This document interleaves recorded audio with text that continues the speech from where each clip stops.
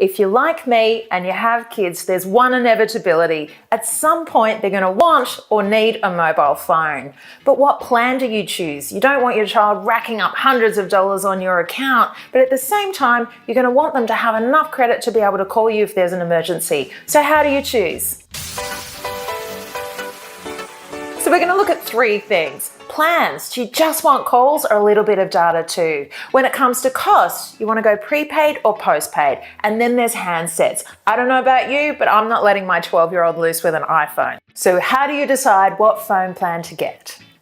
So the first thing to know is most plans, even the cheap ones, have unlimited calls and texting, which means your child's not going to run out of credit if they need to call you in an emergency. Secondly, data. Is it important? Probably not if your child's in primary school, but might be if they're in high school. Well, we know that they'll tell you that it is anyway. And finally, budget. What are you prepared to spend? Kids want it all the time, so they're going to go all out. But realistically, what can you afford and what will you get?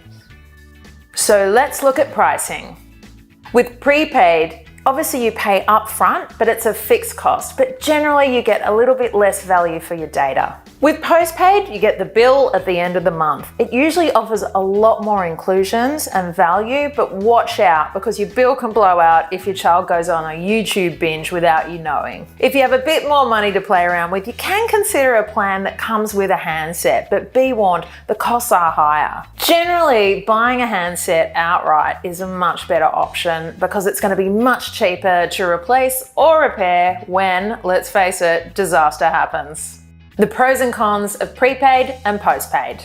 Prepaid plans are fixed price and you pay up front so you know exactly what you're up for. There are also some low data plans and some pay-as-you-go plans as long as all you want is calls. With postpaid, it's a lot more flexible. You can add on additional services and switch them on and off as you go. You can even, if you're crazy enough to do it, switch on international roaming for your child if you're going overseas.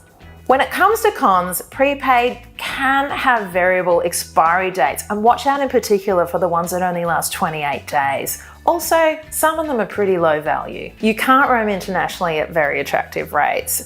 A lot of the plans have a great offer initially and then revert to a higher rate, and some of them only allow you to access 3G. When it comes to postpaid, of course, if your child runs over their allocated data, you're the one that's going to be paying the bill. And just bear in mind, some plans, the bills go up to $10 per gigabyte. That's pretty big.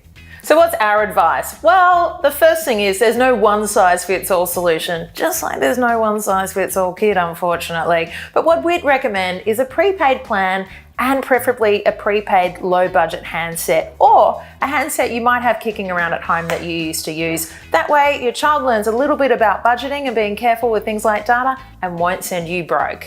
So hopefully this has helped you maybe move a little bit closer to making a decision for your child. If you want more information on prices, click on the link below. Find the